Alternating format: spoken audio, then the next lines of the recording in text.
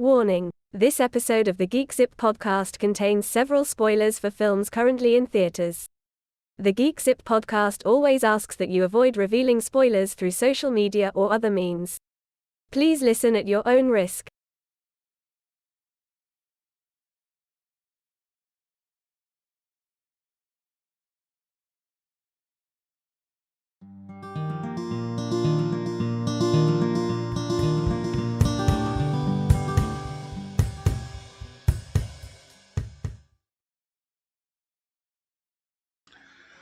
Jump Crew, blah, blah, blah. God, I wish I knew the words to that song. I even read the captions last night, and I still don't. It's just reggae is a mystery to me.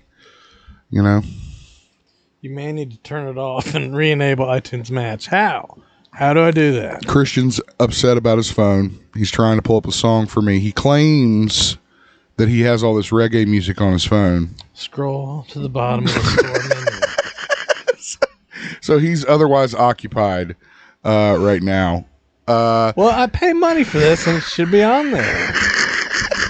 I mean, it's like how I can't watch all my iTunes TV shows and movies on my phone.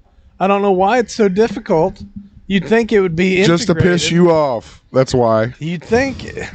How do I go? Where do I be integrated? What am I supposed to do? Library. There we go. Maybe account settings. Oh. Wait, cancel. It wants my ID and password. No, cancel. Go back. God, I could sit here and watch him do this shit all day. I'm gonna put this information in and it's gonna work. Diablo 99. Why don't you tell me what you've been doing this week? Well, you care if I open the show first? Is that all right? Yeah, sure. It's a GeekZip podcast. Ryan Zip, Christian in the Zipcave. We are live on our YouTube stream. We are live on our podcasting platform, Podomatic, iTunes, all that good stuff. Excuse me. It's not a good way to start. Hope you guys are having a great week, great summer. I did a lot this week, Christian. I went and saw the new Transformers film.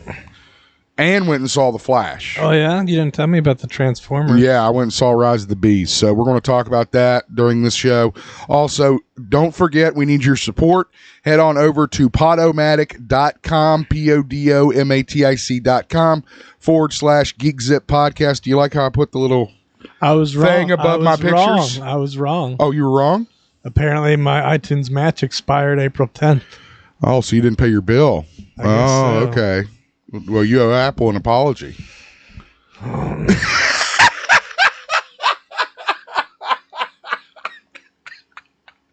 Christian doesn't apologize. I'm pretty sure I paid for it. I don't know. All right. Well, now let's see if it'll work. Oh, God. Search. At our Podomatic page, folks, you can find our links for our social media, our Facebook, our Twitter, our Instagram. Don't forget to subscribe on our YouTube channel at youtube.com. Our username is GeekZip Podcast. That's pretty easy to remember. So come on and join us for the video broadcast of the show. Also invite you to support our show if you can with your wallet. We got our donation links to PayPal online at that site. We also have our Patreon members who get exclusive content that you don't find anywhere else unless you are a member. And take advantage of our summer sale. I'd buy that for $1 sale. As low as $1 will get you a Patreon membership for the GeekZip podcast. One whole George Washington. One dead Prez. Wait, that's 100, isn't it? Benjamin? No, that's a Benjamin. Benjamin, well, what's a dead president? Any currency? I think so. Okay, that's what. Okay, so one dead president. I thought you were saying George Washington was on the $100 bill. I was like, no, dude, that's not correct. That's not real bad. No, that's not correct. No, he's not. So if you want to get a membership for $100 a month, that's fine. We're not going to discourage you from doing so. But no, as low as $1 a month will get you all the Patreon content that we produce, and we are working on more. You can guarantee that when the Huntington Comic and Toy Convention comes to town, there will be tons of Patreon content, I'm sure, that we're going to film on the side. I don't know if I got my songs or not. Still fucking with that phone. I need to like probably maybe turn it on and off or something. How do I mean, it looks How like do you turn it? Are your phone on and off? Is that what you're No, doing? I think maybe I don't know. I need to make it like activate my music. Maybe now. not worry about it right now. Are you able to do that? I have almost 10,000 songs. I should have access to them. Makes me mad. You know, I got Amazon and I don't have that problem. So just telling you. I own my songs, though. You don't own them. I don't know. Apparently you don't own them. Yeah, I just rent them. I rent them from iTunes, I guess.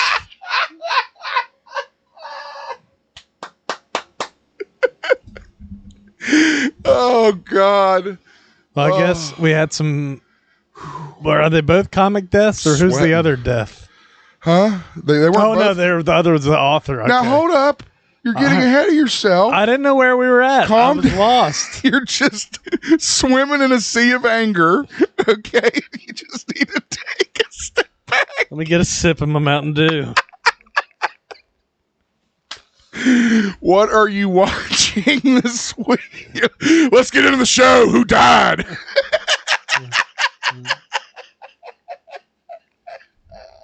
I still watch some Dark Side of the Ring. Oh, Dark Side of the Ring. Season 4 is it season 4? Yep.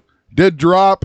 What were the episodes? I know Magnum TA was one. Tammy and Chris Candido and Tammy Sitch. And the other was the Grams and the Florida Wrestling. Grams, the Florida Wrestling deal. So, here's the thing. I mean, you're only going to have so many crazy stories on that show.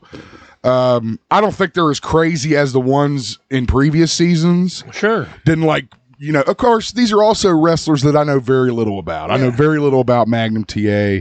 I know very little about the Grams. I don't go that far back. Yeah, it's definitely interesting history for us. For sure. I mean, and that's what it was like for me, but it wasn't like my mouth was open like watching the plane ride from hell. Well, yeah, the plane ride, or Bruiser Brody, or all these crazy stories, the screw job, even Ultimate Warrior, for some of the stuff that he did. Of course, I don't. Anyway, professional. Yeah, professional. Got to turn that shit off. So anyway, yeah, I've been watching Dark Side of the Ring. We finished season 1 of Yellow Jackets. Oh yeah, yes, yeah. We finished we're getting ready to start season 2. It was kind of stupid how she died. Yeah, outside. Yeah, it was. But I guess that happens. Yeah, I mean, I guess it does. It was like, but yeah, I remember thinking, I was like, that is so easily preventable. I'm so stubborn. I'm gonna go kill myself. I'm dying because fuck these bitches. That's kind of. I got to remember my no cursing clause here. I got to remember that. You got to help me. Well, you just got to tone it down. It's all right. I'm trying. You have like one every 5 minutes. All right, get a ticker count on our video feed. So yeah, we did the Yellow Jackets. Watch the first part of Renfield, and then it got too late. But I did like what I was seeing. Nicholas Hoult doing a great job. Nick Cage, forget about it. I mean, God, he just. Did you see what I meant about a supernatural John Wick? Yeah, for sure. Yeah, definitely. So yeah, I did watch those shows with Kush. How was Transformers? Transformers was good. I heard it has a little teaser. It's got a now, at the beginning of this episode, Christian, I specifically went in and made a disclaimer that this show is going to contain spoilers for these films. So I just want to reiterate. Well, they say it's hard to talk about Flash without spoiling it. Very. Very. So I did not see it. I recommend, because Zip didn't invite me. Highly. Well, I was taking my son. It didn't seem appropriate. What? Like I'm not allowed to be around kids? I don't want you around. It's not appropriate. Oh, I never pass up. You asked me at any movie, dude. I never pass up. All right, that's good to know. I'm sorry. My apologies. No, I didn't even ask Christian. It was a spur of the moment thing. Sammy had a good day, and I was like, man, I want to see this movie, and. Yeah, worked out nicely. I've been planning to see The Flash since I heard it was coming out. Totally spontaneous. You still saw it, so what are you worried about? I didn't see it. I spoiled it. I watched spoilers. You watched the spoilers. I don't know how to pirate movies anymore. Before I'll have to show you after we. Too much effort. I don't want to have to worry. It's not about that much effort. Get a virus. You gotta. Well, on your phone, you don't have to worry about that. Oh. So anyway, we'll talk Transformers. We're going to talk Flash, but I just want to reiterate that I am going to spoil shit because you have to. You can't talk about it without spoiling it. Did you know they have a Transformer toy that makes a mask of Optimus Primal or whatever? The monkey. It's like a big monkey mask that turns into a little. So it's not robot. Optimus Primal. Well, I don't know what's the monkey called. Optimus Primal. Okay. Yeah, that's what you're talking about. Yeah. I So guess. it's not like his full figure that transforms into a warrior? Well, I mean, it turns into a warrior, but it doesn't turn into a gorilla. It turns into a mask of the gorilla robot. That you can wear? Yeah. Okay, let's talk Transformers Rise of the Beast. I saw it on Amazon. Somebody was looking at it. Well, and I think I know why, too, and I'm going to tell you about it. Okay, so, we'll save the major spoiler till the absolute last second just so people can kind of get off if they know what we're talking about, but let's talk about Transformers. So, Are we going to save the Flash to the end of the episode? is that what you want to do? You have creative control just as much as I do. Well, I mean, I didn't really see it. I had planned on knocking him out at the beginning. All right, whatever you want to do. It's your movie. It's my movie. I wish it was my movie. I would make some changes. Okay, first, let's go ahead and let's pay our respects to the folks that we lost this week. And my God, in the comic book worlds, we lost a god for sure. John Romita Sr., not Junior, Senior, passed away at the age of 93? I thought it was 91. Is it 93? I'm not sure. I knew it was 90-something. No, you're right. 93. Sorry, my mistake. He is a pillar of the Marvel Universe. He was an artist on The Amazing Spider-Man. He took over after Steve Ditko and went on to define pretty much Spider-Man for several generations.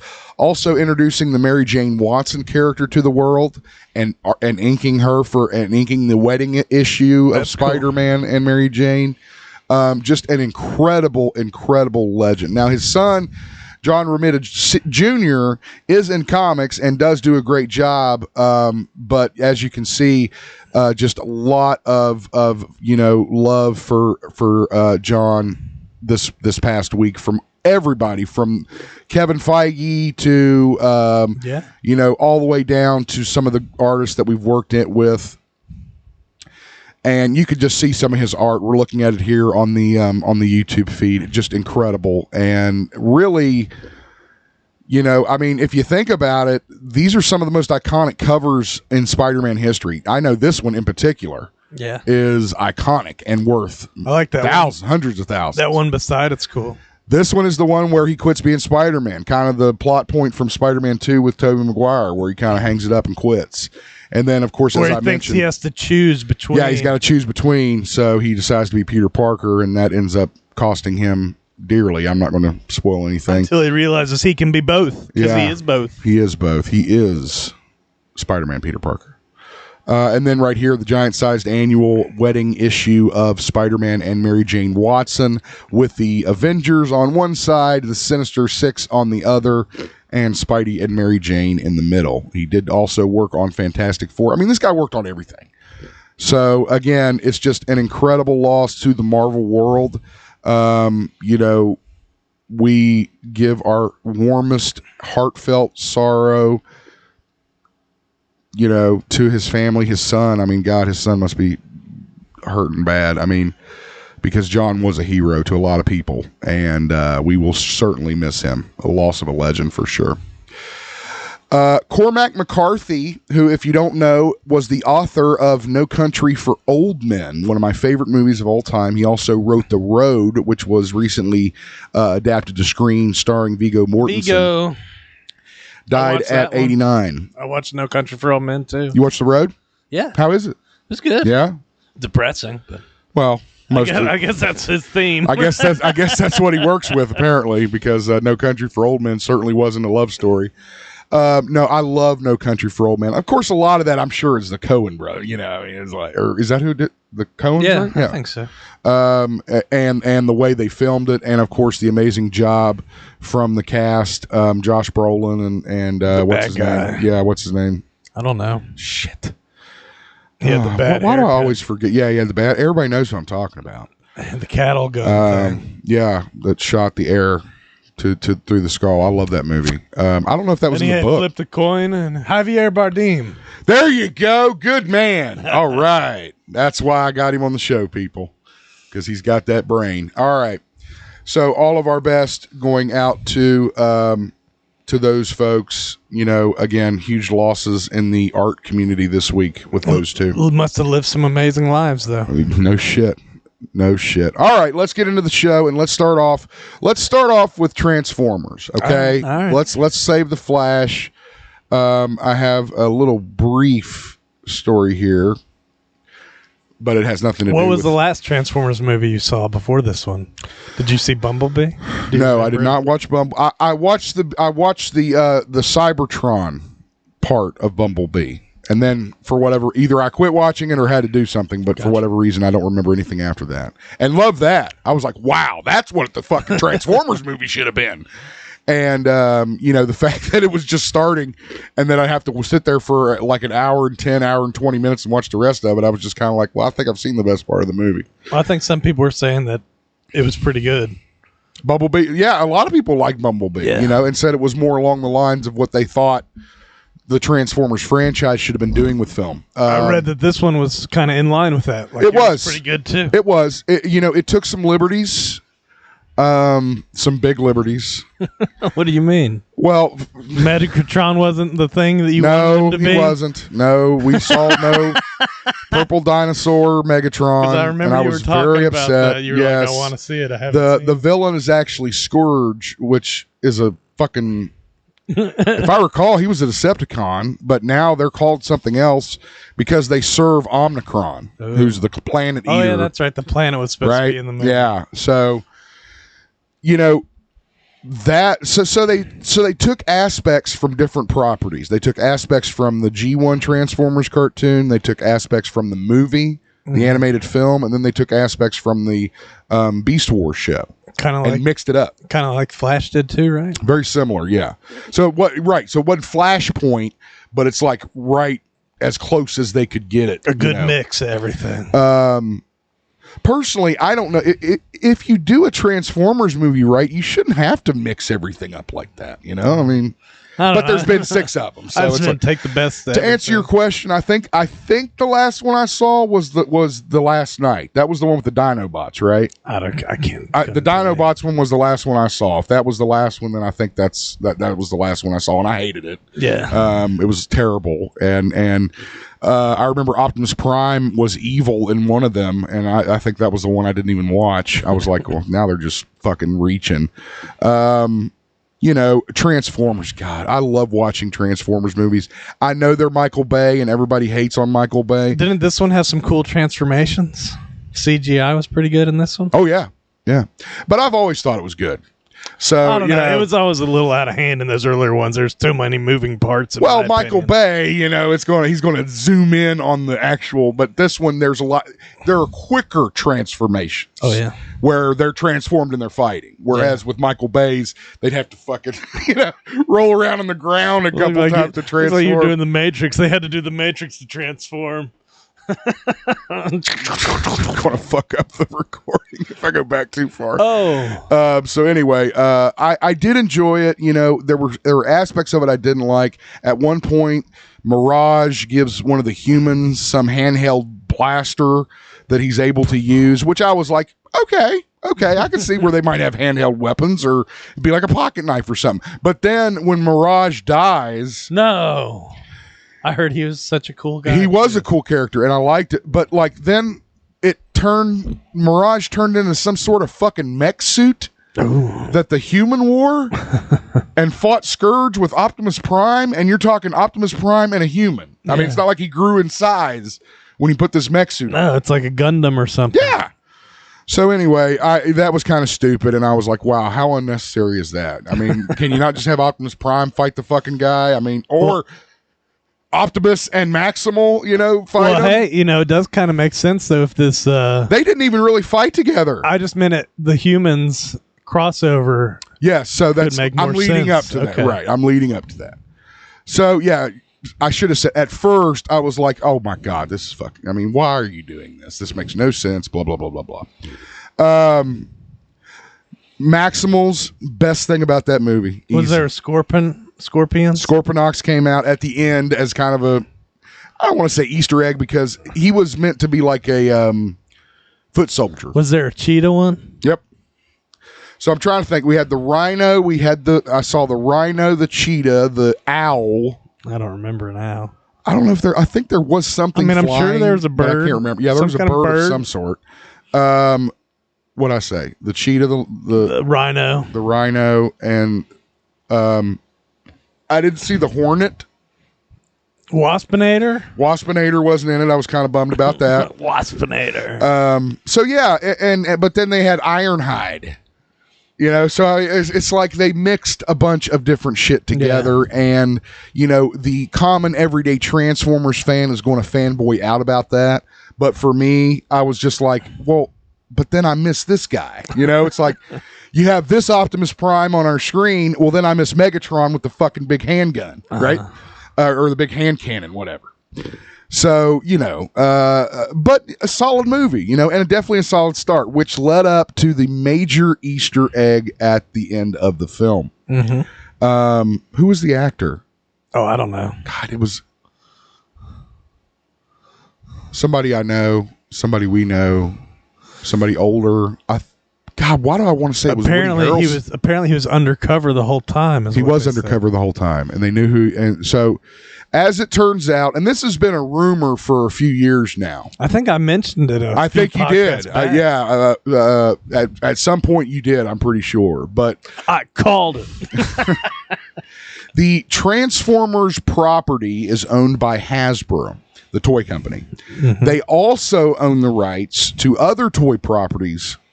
Like Fireball G.I. Joe. No, I'm just Hungry Hippo. There we go. That's a good one. So a bunch of hippos joined the Transformers at the end of the movie, and that's how it ended. No, it merged with G.I. Joe. That's the big Easter egg. Turns out G.I. Joe exists in this universe, and they actually recruit the human. And it is a really cool part. I called it immediately. So the end of the movie has happened, and they're bringing the humans in. Whoa, Mike! Technical difficulties. And they're bringing the humans in to interrogate them. So they're like in this interrogation room or whatever. So as they're interrogating them, I know who it was. It was that guy that was in Dawn of the Dead. He was in Dawn of the Dead, and he was also in Man of Steel. He played Lombard, the reporter guy on the Daily Planet. He was like the redneck guy in Dawn of the Dead with Ving Rhames. That was the main guy that got bit. The security guard from the mall. Remember him? Kind of, yeah. It was that guy, and I can't remember his name. But anyway, so he sits him down, and he's like, "I'm part of a covert op," and I was like, "Oh, this is G.I. Joe." I immediately said it, and Sam looked at me like I was crazy, and he's like, "What are you talking about?" I'm like, "I'll tell you about it after the movie." For years, they've been talking about this. The fact that Hasbro owns both properties, why can they not exist in the same world? Sure. And somebody listened. Sell more toys. Yeah, so now the director of Transformers Rise of the Beast, director Stephen Caple Jr., is in talks for a sequel and teases what he plans for that crossover event. Could be cool. Could be. Here's what he said. I'm not officially signed on for the next movie. We're in the works now, but I'm not officially signed on. I'm in talks. I set up a lot of stuff in this film. Mm-hmm. Anytime the studio producers and I talk about the future, there's a lot of the word we, so it kind of naturally felt that way. But everything else planted here was for the future. So yeah, we're in talks. To go on to expand on the idea of G.I. Joe being added, he said, I would love to. I have some ideas on how to branch out that part of the IP. If I can do this crossover that I plan on doing, I think there's a way to still feed the fans what we want in Transformers films, but also do something cool with another legendary IP, so to speak. I would be excited and thrilled. End quote. So, I think that if Hasbro and Paramount do this right, and because this guy gets it, I will say that this Stephen Caple Jr. guy in this film got it. He understood what the fans wanted to see, what they didn't care about, purple dinosaur Megatron, apparently. And, what would set up things for a potential sequel or crossover event. So this guy knows what's going on. We'll just have to wait and see if Hasbro does indeed agree with him. I don't know why you wouldn't do this. G.I. Joe, I like the films, but they're pretty much at a standstill at this point. Yeah, when was the last one? Like probably 10 years ago? I mean, years ago at this point, right. With Rise of the Cobra? No, that was the first one. What was the second one called? Damn it. I can't remember. Hell, you know what it was. Anyway, I really liked... G.I. Joe 2. Yeah, the second one. I really liked G.I. Joe movies. I really did. I didn't find a problem. Even the first one, everybody hated. I liked...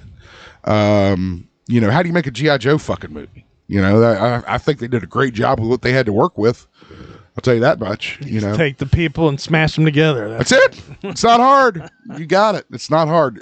Cartoons from the 80s are not hard to make. Half of it is makeup. Half of it are the sequences, and the other half of it is the villains. Yeah. Do that right, and you can do anything. Do it wrong. Property. You do it wrong, and you get Masters of the Universe. Exactly. There you go. You fuck with it, and then you're fucked. Sorry, Dr. Lewis.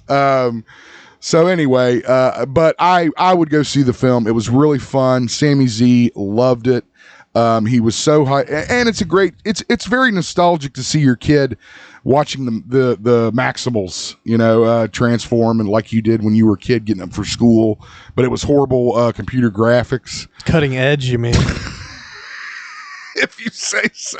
It was cutting edge at the time, I will say. Everybody's like, ooh, ah, with the graphics for Transformers Beast Wars, but I would go see it. Okay. For the sake of time and the fact that I could talk about this for probably another hour, let's move on to our next big review that we're doing, The Flash. The big one. It dropped on Friday, and I took Sammy Zee to see it on Thursday, June 15th, because there were a couple night shows. And I did that because, my dad took me to see Batman with Keaton, so I kind of wanted to do that with Sammy. Did you ask your dad if he wanted to go see it? He certainly did not. My dad hates going to movies now. He's just not comfortable anymore. That's too bad. But I definitely understand that. Yeah. I mean, I get it, so I don't give him too much crap about it. I mean, I'm sure if Dave Chappelle show, I was like, I don't think I want to go sit in that place for that long. Those chairs hurt me. They're hard. I mean, that's where we saw, I think, Bob Dylan. It was like, oh, you suck. It's like, finish your show. Yeah, I need to and he's so slow anyway. All right, here's the deal. I like The Flash. I really liked it. I think it made the statement that I had mentioned last week.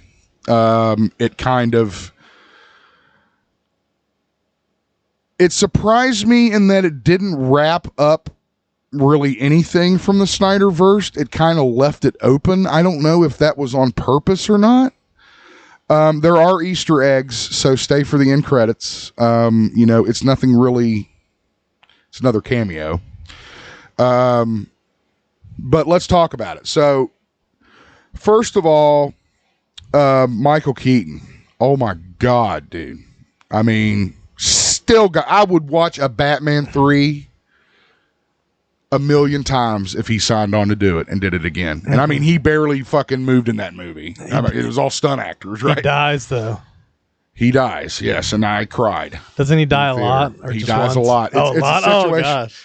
Well, no, you don't see him dying a lot. It's more focused on the Zod Supergirl because Zod kills Supergirl. And this drives the alternate timeline Barry crazy. Yeah. And he becomes almost like a Flash reverse Flash.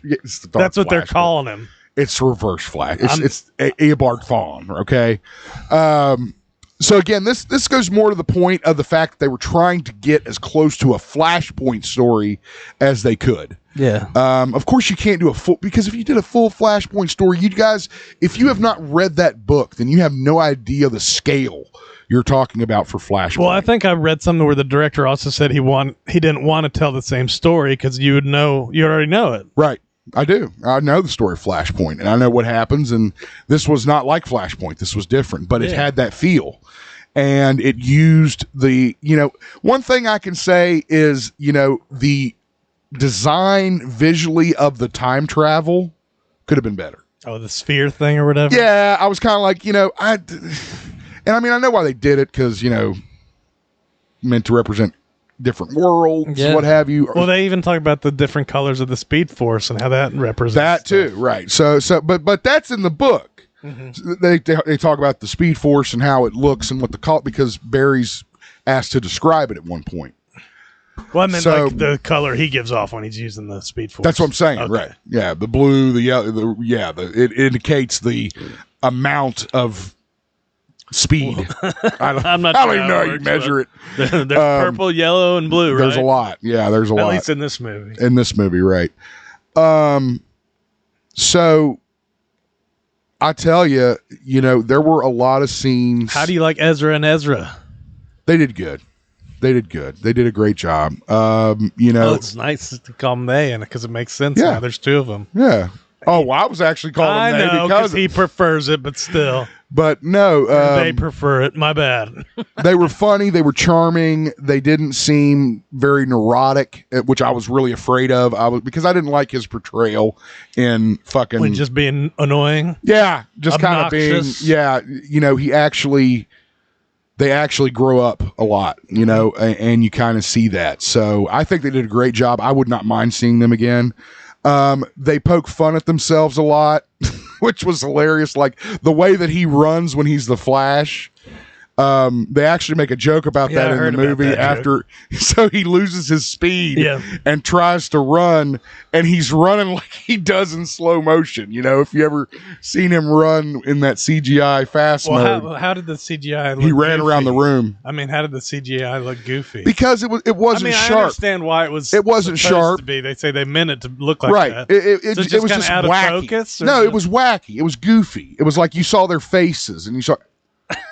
It was just kind of stretched, morphed it out. Was it was morphed out and stretched more, and they didn't look as realistic, I guess you'd say. Like there was a scene where he's saving a bunch of babies, and they didn't look real. They looked like CG. But I mean, again, I tried to find that clip, and apparently there was some controversy over the baby being put in a microwave.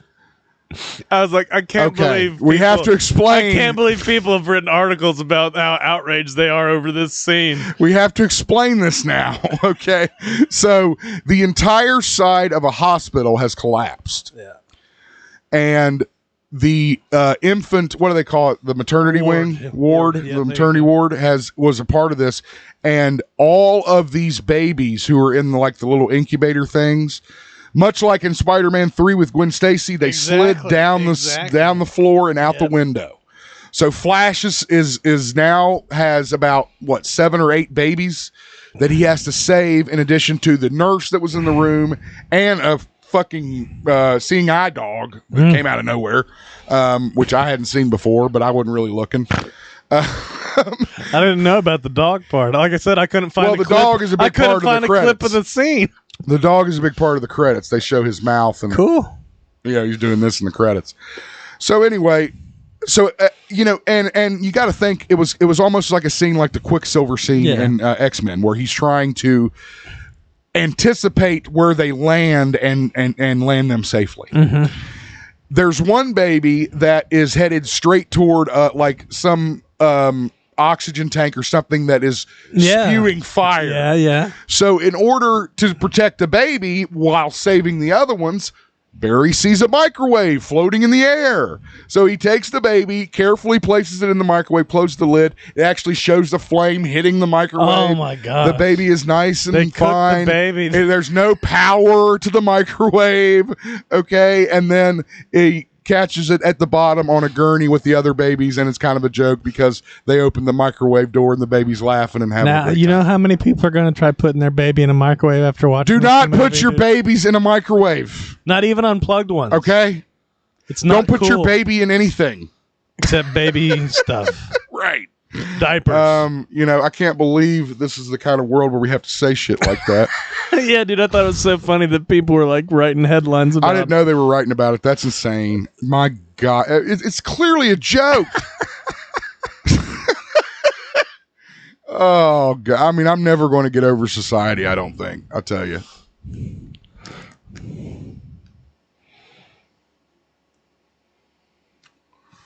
All right. What's next? So anyway, Michael Keaton. Okay, let's talk about him. He did a great job. The old Bat place and the Bat wing and everything. Seeing that was so nostalgic. They also talked about he was like telling Ezra Miller Flash that he saved him when he was dying. Like, it's okay. It's okay. You gave me purpose again. Because he was kind of a lost Batman there when they found him, right? When they find him, he's by himself. He's got long hair. He's got a beard. He hasn't done the Batman thing in a while because Gotham City is safe. And, there was no reason for him to be Batman anymore, so he retired. But as Batman Bruce Wayne, he doesn't know what to do with himself. So he's kind of stumbling around the mansion. I watched an Easter egg video that talked about all the Easter eggs that were in the movie. And one of them, they said there was Joker's bag of laughs from the Batman movie. So, it's so funny you say that. When that turns up, I started laughing and kind of moving in my chair, and Sammy Zee's like, "What? What is it? What I miss?" So I had to quiet.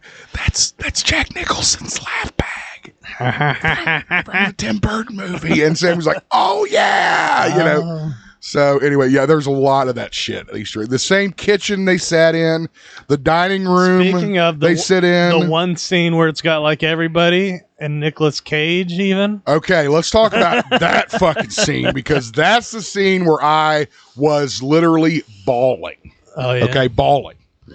As Barry is trying to fix the timeline and fight his alternate self, who is essentially, you're made to believe, fallen in love with Supergirl and is trying to save her from Zod. That's why that's his motivation for his crazy manic behavior, to try to get her back. So every time he would fail, he would look at real Barry and be like, "Let's go again," and he'd go. And real Barry is just kind of sitting there going, because now he realizes he really, no matter what he does, some problems don't have solutions. That's in the movie. It's a beautiful moment in the movie for Ezra Miller too, because they did a great job of kind of realizing, and you see that realization on their face. Like please, Barry. I mean, like pleading with their alternate self. Pleading, please don't stop. It's not going to matter, blah, blah. And the other Barrys just keep going. So as this is happening, you start seeing the multiverses and the infinite Earths, right? And they start zooming in on these Earths, and you start seeing all these heroes from DC past. The first one that is revealed was George Reeves, the original Superman from the 1930s. The black and white one? Yeah. Very brief. Just the intro where he's standing there in his gray and white.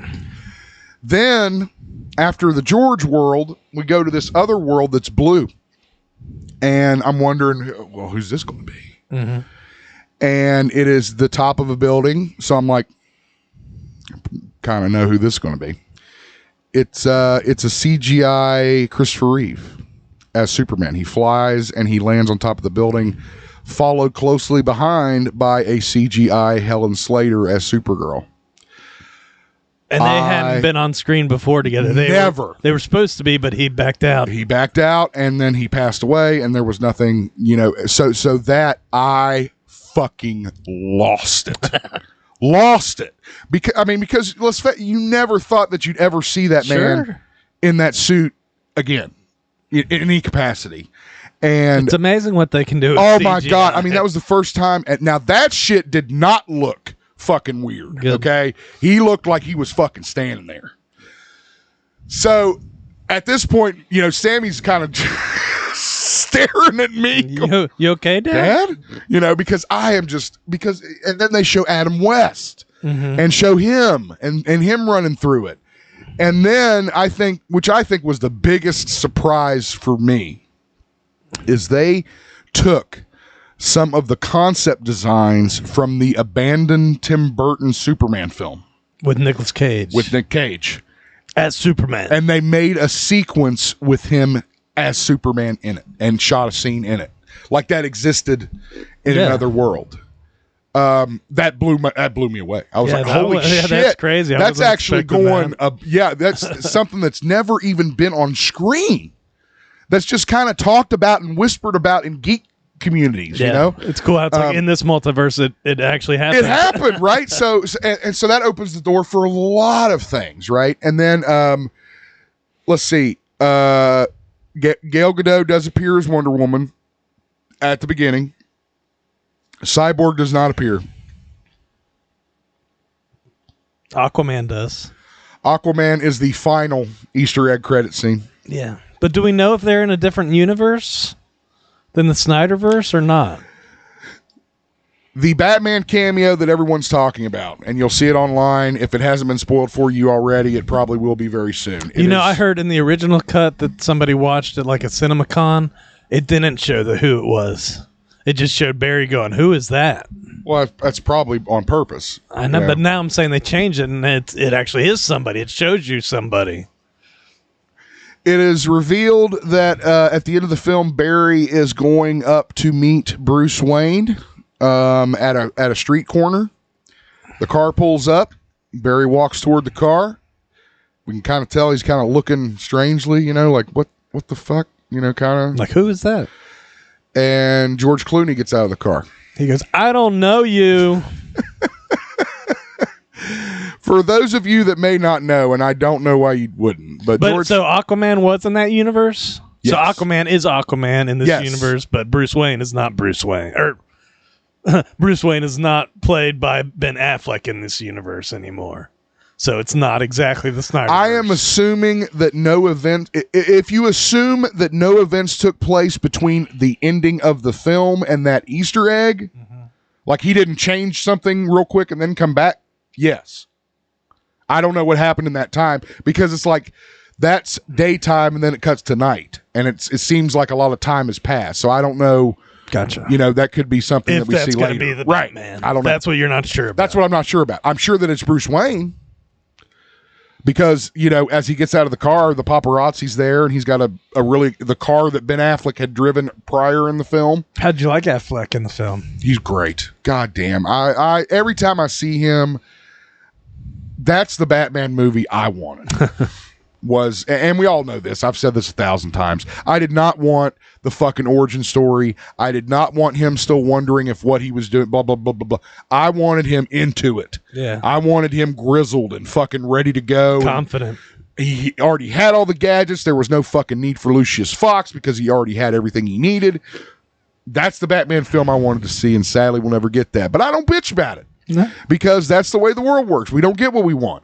Enjoy what you got. Enjoy what you got. Thank you, brother. Thank you. So those I think I covered all the major cameos and Easter egg moments. Yeah. I mean, I don't know if it sounds like a 9.5 out of 10, but it does sound like I would enjoy it. He's talking about that when he texted me after I'd watched it. He said, "What do you give it out of 10?" I said 9.5. No, I still give it 9.5. Yeah.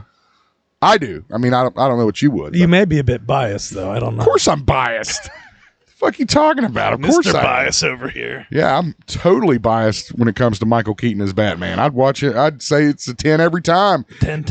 But just wait till Beetlejuice comes out, dude. Oh, man, I'm pumped. Did it seem like Keaton was having the time of his life? Yes, it did seem like he was having fun. I mean, and it did seem like at a couple of different moments in that movie, he reconnected with that character. You could tell. I mean, I can't explain it. There's one scene where initially, they, meaning Ezra, go down and get into the Batcave because they're trying to do research, and Michael Keaton wants nothing to do with it. Bruce Wayne up in the house. And there's a moment where he is listening to them talk and listening to the reasons why they're trying to do what they're doing. And you see that Michael Keaton from '89. You see that kind of intense thought and really deep thinking, and the brow goes up into bat mode, and He has completely shaved now. He's clean shaven, cut his hair. It's white. He touches a picture of his parents on a wall. Yeah, that's how he opens it. Ends up, that's the slot to move it for the eye scanner that opens the armory for him to suit up. What about the scene where Flash got powers? Was that cool? Great scene. Very, very similar to Flashpoint. Very similar. Yeah. Particularly when they try to give the real Barry their powers back. Right. Fucking that messed him up in the Flashpoint. It messed him up in this too. Yeah. So but they did it differently in that at this point Supergirl gets involved. Oh, okay. And the image that you see of her carrying a body to the sky, that's not Henry Cavill, that's Ezra Miller. How did she do? Did you like Supergirl's role? Great. Sasha Calle did a great job. Very in line with what Henry did. The references were great. Michael Shannon, for a day's worth of fucking work, did a great job. I heard some people complain that he didn't give it his all, but I mean, whatever that means. Well, I went back and I watched on Facebook. There's an interview with him that they did where they talk about where he was talking about how he wasn't. He just didn't expect it, and he was behind Zack Snyder, and he was kind of hesitant. He liked the old Zod, right? He was like, I didn't want to mess with that, So I get that, and if you're not a huge comic nerd, you're not going to really get it. So again, I just really feel like maybe he didn't give it his all, but he didn't really need to. Sure, because he wasn't really the bad guy. No, he wasn't really the protagonist, right? So I mean, antagonist. Antagonist. It's all right. So you go through and you have to understand these people are actors. Some of them it's just an acting job to them. To Harrison Ford, Indiana Jones is a fucking acting role. To us, it's a fucking mantle, but to him, it's a job. It's a job. And Michael Shannon's like that, and I'm not going to fault him for that. Fuck that. Any other points about the movie you wanted to I'm trying to think. Just go see it. I mean, go see it. It is just if nothing else. I hope people do. If nothing, I know. If nothing else, it will take you on a journey through what you never imagined you would feel years later. Mm-hmm. If you remember growing up with all these old DC things, I mean, I can't describe what I was feeling. It was almost hindering on a state of confusion. Where I was like, where's Alfred? He's obviously dead, but they're not talking about Alfred. But then they talk about Alfred, right? Didn't he get like a phone call from him and the picture almost looked like Alfred? That's Ben Affleck's Alfred. Oh, okay. I'm talking about Michael Keaton's Alfred. Oh, okay. Who was gotcha. Yeah. Old in 89. So he's passed away years ago and was an incredible actor before that. But Ezra Miller makes a comment that they had an Alfred, and once again, Michael Keaton, you kind of see him slip back into that character, So I strongly suggest that you go see it. Strongly suggest. Sounds good to me. I'd like to see it. All right, so we have been talking for 50 minutes. We might have to have 2 episodes this week.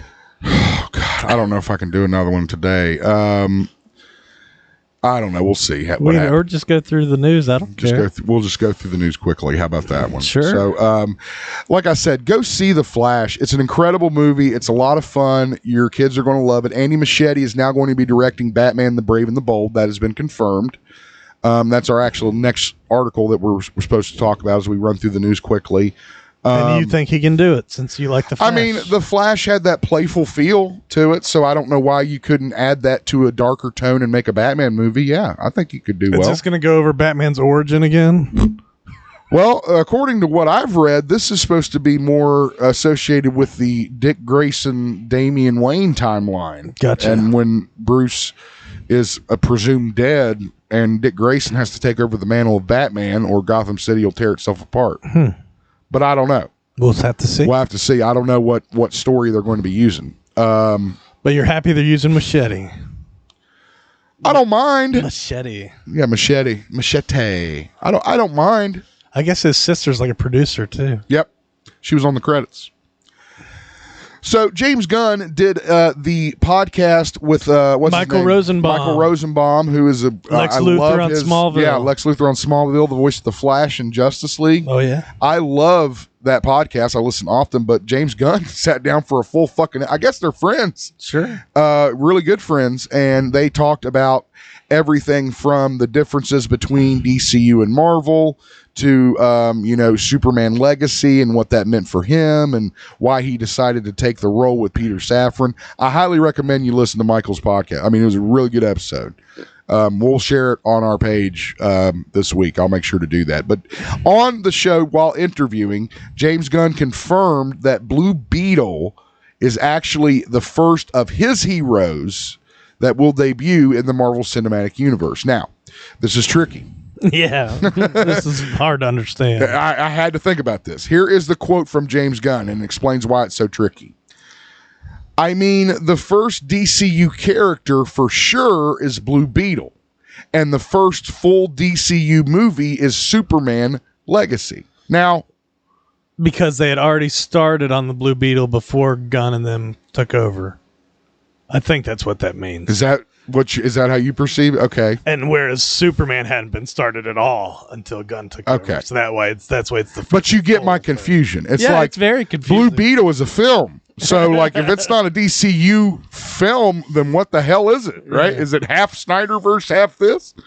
So that makes more sense. That's a good thinking. So we'll have to wait and see. I'm excited to see Blue Beetle. I think it's going to be really good. Yeah. Got to see more trailers. The annual Animation news. animation event happened in London not London. It's an Annecy. It's an Annecy. Annecy? I don't know. I hadn't heard about that Beast Boy Lone Wolf cartoon. That sounds kind of cool. It's the first time that a DC title will be made out of the UK, the Beast Boy show. He's going to be British. He's got to be British, mate. I'm a Beast Boy. But Give me a biscuit. The reason I downloaded this story is because there was some imagery and I think some footage and some score of that HBO show that got canceled or resold. Oh. It's like it's not canceled. Well, no, remember because it's supposed to be I remember. Yeah, no, I remember, but yeah. But now it's not. The animated Batman Cape Crusader. And I mean, let's face it, you got Bruce Timm, J.J. Abrams, and Matt Reeves.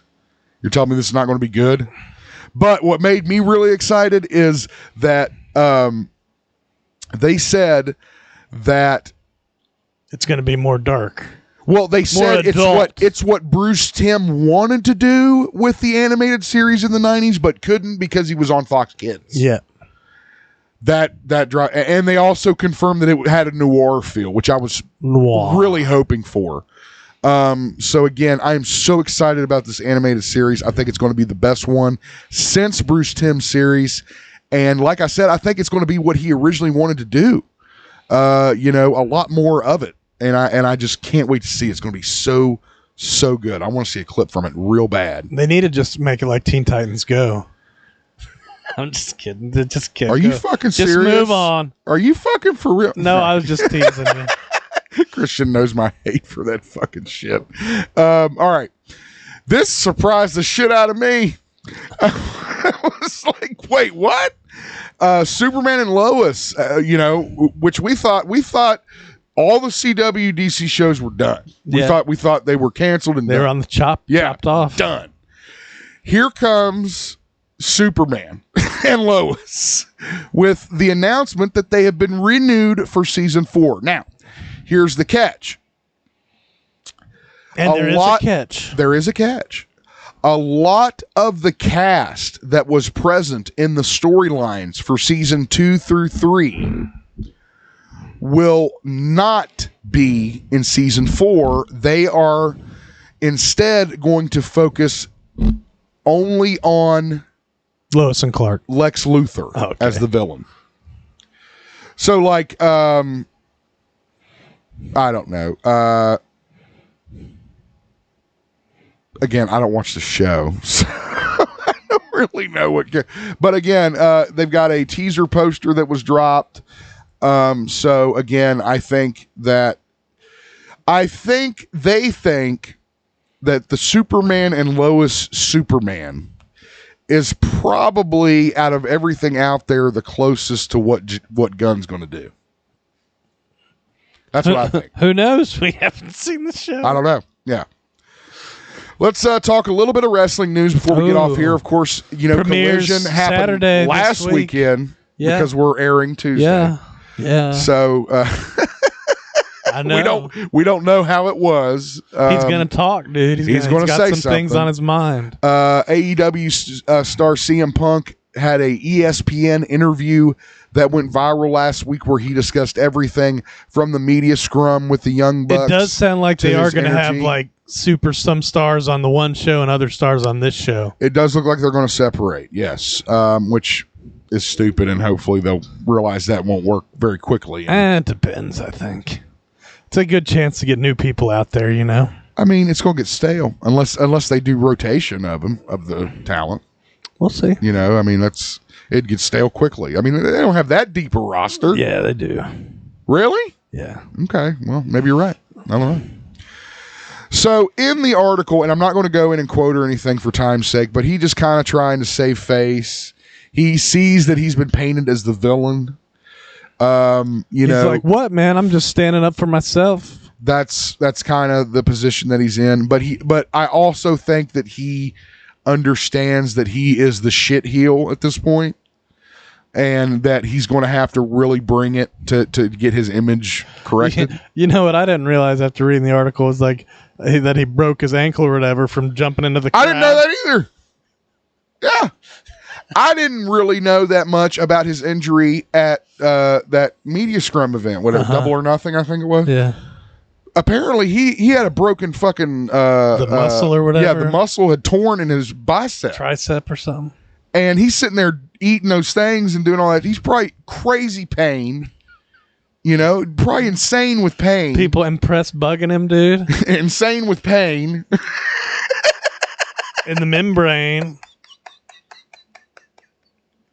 So I mean, again, I think that it's going to be very interesting, and of course we'll report on what we think about Saturday Night Collision after we see it, which happened last Saturday but is tonight as we are recording. They're saying Carlito might have signed with the WWE as a coach and TV guy sometime. I mean, after the pop he got at Backlash in Puerto Rico, I don't know why you wouldn't. Well, apparently they've offered him before and he said no, but it sounds like he said yes this time. Well, because timing is everything. Sure, depends on what you got going on. And I think that he knows the kind of pop he got in Puerto Rico, and he knows how to ride that shit. I like the fact that they're now talking about bringing him and Chris Masters back. You like the fact that he bites an apple and spits it at people. It's pretty cool. I do like that gimmick. Well, he is cool. That's Carlito. Carlito is cool. But hopefully we see Carlito more on WWE television. But even if he's involved with the company, they need to go back to Puerto Rico, too. Yeah, apparently they need to go international a little bit more because that crowd was hot. We saw the end of the Bloodline this past Friday night on SmackDown. Roman Reigns' little faction. Can it still go on, though? It's still got Solo, right? I mean, it's with just him and Solo. That's more of a tag team. Wise Man doesn't help with the wrestling. I'm just saying. We could have a little Bloodline. He's like, my table's gotten smaller. You might have a blood drip. I'm not the head of the table anymore, dude. I'm more like head of the toilet. Head of the side table. Head of the TV tray, dude. There you go. Yes. Oh shit! It was a great promo. I mean, when the Usos turned their back on Reigns and kicked him right in the fucking jaw. He said it was you. He said, "Who do you? It's either me or the Wise Man." Yeah. And Roman was like, "You don't understand. I'm the Roman, and you are the Uso." And then they kicked him in the face. I mean, it's kind of. He said, "Man, I'll show you, Uso." Christian just making up his own shit. That's just basically to sum it up. We also understand that Triple H is planning to do some changes on SmackDown and Raw as far as the aesthetics. It sounds like he might make the later hour more adult. That's what he said. He's going to try to skew toward an older audience in the later hours of both Raw and SmackDown. So, but he's been saying that for a few months now. So I'm still waiting.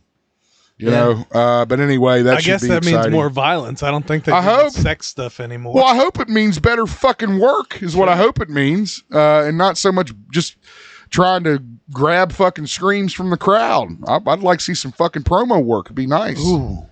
Old school. So, but this also includes maybe changes to the stage, to the lighting, to the theme songs. Yeah, I think it said the contracts were coming up, so they contracts coming up, so they're going to change around and maybe move some stuff around. So keep watching wrestling, and we'll see what happens. What is SmackDown on right now? Fox. Fox 11. I was watching the Usos and Roman on some video that was called. I mean, I watch clips from. I know, but it was called Wrestling on USA. I was like, why does this say Wrestling on USA if it's on Fox? I don't know. I didn't understand it. That's weird. I don't know. I'm pretty sure it's still on Fox. Yeah, I think so. Because I think it said Fox in the video I was watching, but it wasn't posted by them. Triple H has introduced a new stipulation for the winner of the Money in the Bank ladder match. It sounds more like they just expanded the existing rule. Well, yeah, but I mean, still. Now the winner can cash in on not only World Heavyweight titles, but the Intercontinental and USA title as well. They made it official. Why? Well, dude, I want to take that. I'd hate Gunther. I want to take his title. I don't want to have to be forced to just go to the world title. I hate that guy. I'm taking his title. It's very smart because it opens the door for a lot more promos on this. You never know what I'm going to do with this Money in the Bank title. That's exactly. And you know, it'll be a great weapon, you know, moving forward if they do it right, of course. It is a good weapon, dude. Who's your favorite for Money in the Bank? Briefcase. Who's your favorite? You think LA Knight's going to take it? I don't recognize a few of those people. I don't recognize this guy. That's Butch, I think. Okay, Butch. I know that's Damian Priest. Is that Damian Priest? Yeah, that's Damian Priest. He looks weird. That's Shinsuke. I think that's Ricochet. Yeah. I guess is he a heel now? He's got a heel looking look on his face. He grew that beard with Braun Strowman, remember? Oh yeah, and okay. There's LA Knight. LA Knight. Who's that other and that's guy? That guy that came out with LWO with Rey Mysterio. Yeah. I can't remember his name. I'm sure it's in here somewhere. Oh, that Butch is Pete Dunne, I think his real name is. Okay. Yeah, I didn't know him, and I wasn't sure about him. I think LA Knight's pretty over. I think he's your favorite right now, at least from what I'm reading. He seems to be the favorite online. I mean, Damian Priest's pretty good too. That'd be cool with the whole. He's a big dude. He's huge. I think Shinsuke's a little past his prime. Shinsuke's past. I think he's just a filler. I think Ricochet's not quite there unless something has drastically changed. Yeah. In the way he presents himself. So July 1st, Money in the Bank premium event happens on Peacock.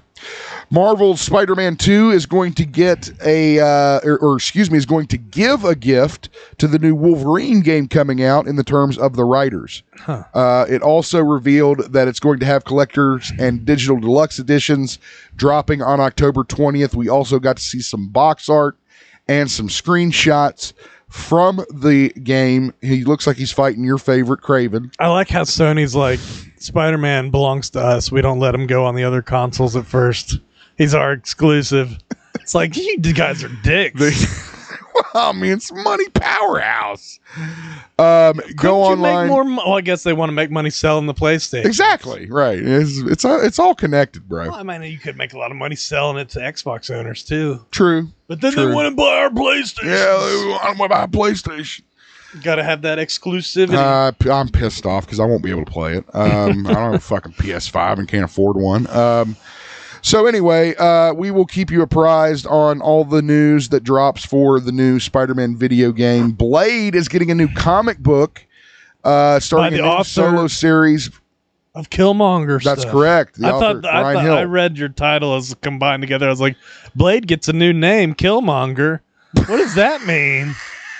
I said Blade gets a new title. I know, but I was like, does that mean he's Killmonger Blade now? I was like, that's kind of cool. Maybe there's a Killmonger who fights vampires. I'll be honest, I haven't read many Blade comics in recent years, but I may take this one up. This one looks pretty cool. The cover art on it looks really good. So you can check that out at your comic store and find out when that drops. Bad Bunny Spider-Man now has a concrete shooting date. They start on August 4th, I believe. My dad was complaining about Bad Bunny. He's like, why do I have to hear about this guy? August 7th, sorry, Los Angeles. Why? What's his problem with Bad Bunny? Well, he's The just name? like, why am I hearing about this guy? Like, Because he's involved in wrestling. Well, no, he was winning Grammys or something. Oh yeah, I mean he's relevant, so you got to talk about him. Very popular around the world. Very globally. popular. Venom 3, despite production being shut down by the writer's strike, has set a Halloween 2024 release window. So we can expect the third film in the Venom trilogy with Tom Hardy as Venom. Eddie Brock. I can't even take a breath. We'll see that in Halloween 2024 around that time. So that's good news. Multiple sources are claiming that negotiations for salaries for Adam Driver and Margot Robbie for the Fantastic Four movies are failing miserably. I can't afford them, dude. And could go back to square one. They need to go get a loan from the bank so they can afford them. I mean, it's Adam Driver and Margot Robbie. They're the hottest actors and actresses in the world right now. I know. I'm just kidding. So it's like, what do you expect? We'll keep you updated on what's going on with the casting for Fantastic Four. It may have to go back to square one. Finally, square one. Universal's Incredible Hulk from 2008, the one with Edward Norton, is now dropping on Disney Plus. As I mentioned, it was made by Universal. Yeah, they owned it for 15 years. Yep, they had to wait for the rights to run out, and they did, and now it's coming our way. That's the one where he fights Abomination. Yes, and the best Hulk movie that there's been. You think so? Is that the one with the dogs too, or is no? No. Okay, good. That's 2004's Hulk. Yeah, the one with Ang Lee with Eric Bana. Yeah, that Ang Lee directed. That was goddamn hideous. So that is cool. You can actually stream that right now. You can go over and stream the Incredible Hulk. It's pretty cool. You know what I found interesting about this story about the Marvel show's reviews? Yeah. Was that Punisher was like the third or fourth worst rated one? Really? Yeah. I didn't read this story. Only 3 live-action Marvel shows in the last 15 years have landed worse reviews than Secret Invasion has landed. I don't trust reviews. I think the ones were the other Defenders show with the Fist. Iron Fist was one of them. Scroll down. Let's see what the other ones were.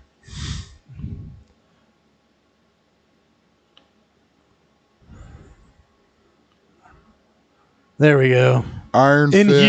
Inhumans was the worst one with 11%. Was Inhumans a show? Yeah, remember? Nobody watched it.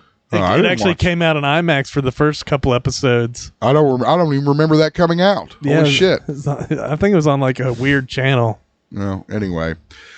On the other hand, I'm hearing talk that it's pretty good on some sources. So I don't really know. Again, I don't trust reviews. See it yourself. Don't be a bitch. We have an image of Aaron Taylor Johnson in the Kraven costume. What do you think, Christian? I wanted to see his feet, though. Remember, we had trouble looking at his feet with his invisible shoes? Or if he was wearing shoes that look like human feet. Like hobbits. Something like that, you know? That's not a real foot. That's just my foot inside of a foot. Yeah, sadly, it is a chest-up shot of Kraven. It looks to be like a leathery hunting vest type costume. It doesn't have the mane. Dude. I was going to say it needs. I hope it has the mane. I'm going to be upset if it doesn't have the mane. And it's supposed to have the tiger eye on it. That's too. what I'm saying. So you better have that. I like that story to the side there about bring back Ecto Cooler. That would be nice. And that reminded me about how popular Ghostbusters are. You know, you go to cons and see Ghostbusters constantly, everywhere. all the time. I saw a video where a couple got married in front of the Hook and Ladder Firehouse in New York with like this big ceremony. And it's incredible. Well, Dan Aykroyd has confirmed that Bill Murray is in fact going to join them in the Ghostbusters Firehouse sequel to Afterlife, and has said that the story is very, quote, heartfelt. So, again, sounds good. Sounds good to me. I'm very excited about the the new Ghostbusters. 1,000 apologies for rushing through the news like that. I know we usually discuss things a little bit deeper, but we really wanted to talk Transformers and Batman since I had seen them both.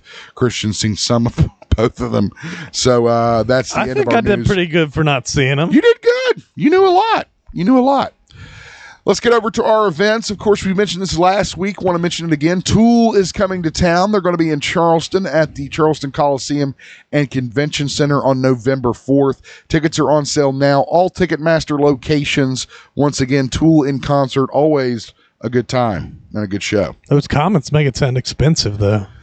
So, I am going to reveal something for the first time. Big announcement, guys. Big announcement.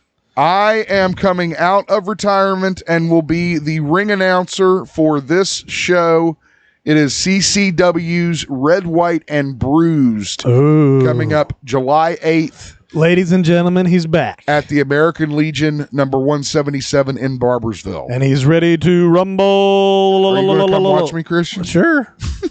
What else am I doing? It's going to be a great night, and these people are folks that I worked with all through 304 Wrestling and a lot of the other local promotions. A lot of the boys are guys that I know, and I'm just very excited to join them. So come see me as ring announcer for Combat Championship Wrestling coming up July 8th. Doors are at 5, bell time 5:30, and get all the information on our Facebook page as we shared the event over there. I hope to see you guys there. Front row, $20, general admission, $15. Kids 5 and under, totally free. Totally free, so come see it. Not to disregard our other friends over at ACW, they are performing at the Great Freedom Fest Bash. This takes place at the Freedom Festival in Logan, West Virginia on Friday, June 23rd. It is free admission and a meet and greet from 5 to 6. Showtime is 6 to 7:45 p.m. What's that one guy's name on the bottom left? Mr. something? This Mr. Hughes. There you go. Yeah, Mr. Hughes ran around with IRS. Brian Pillman Jr., Shane Douglas. Tony Atlas. Who's that? Tommy Dreamer. No, I'm just kidding. Definitely not Tommy Dreamer. Tommy Gunn from Rocky. No, it's not that either. I know Chris Cannon. I know Chance Prophet. I know Trey Parker. All great guys. I'm so excited that they're getting so much love these days in this area because that is a really great roster. ACW and ASW, are going to be a part of that show. Support your local pro wrestling entertainer. So we know that the folks at Inner Geek, the folks who put together the Huntington Comic and Toy Convention, they were actually in Charlotte this past week for a con. So we didn't get any new guest announcements on the Huntington Comic and Toy Convention, but we should start seeing those again this week. Right now, we have Corey Taylor of Slipknot and Stone Sour, Damon Mills, the voice of Frieza from DBZ, Eric Estrada and Larry Wilcox, the stars of Chips, Sean Shamel, the voice of Goku in Dragon Ball Z, Tom Kenny, the voice of SpongeBob SquarePants, Bob Hall, a comic book artist responsible for the West Coast Adventures and Moon Knight, Dave Akins, who writes the SpongeBob comic, and finally the one and only Jim Shooter, creator of Marvel Secret Wars and also G.I. Joe and Transformer character creator. You know, I heard there were some movie delays and reschedulings that happened this week too. We forgot to cover. Is that right? I think Deadpool got moved up, but everything else got delayed. Oh yeah, there was Marvel released. Yeah. You're right. Marvel released a revised slate of dates due to the writer's strike. I'll make sure we share that to the Facebook page. And Queens of the Stone Age new album came out, I believe. Sweet. The Foo Fighters is great. I bought that. I don't know if you saw it or not, but I bought that one, and that was a really good album. Well, Queens usually don't disappoint. They usually don't. And, you know, we haven't seen a new one from them in a while, have we? It's been a minute. I can't remember what it was called, though. I can't either. All right. I think it's called In Times New Roman. That's right. You're right. All right. That is the show, folks. Christian, do you think I covered everything efficiently? I mean, we did a good job with those two movies. We did the best we could. Filled our time. Don't forget, check us out at podomatic.com, podomatic.com/GeekZip podcast. Find us on Facebook, find us on Twitter, find us on Instagram. YouTube. Like, share, and subscribe. We need more subscribers. I want more subscribers, dude. You got to click that I'm doing my best, Christian. I'm just saying. I'm telling our fans. I've got all these fancy graphics now. Good. We're doing good. I like it. Join us, catch us, support us. We appreciate you so very much. This is Ryan Zip for Christian. Have a great week.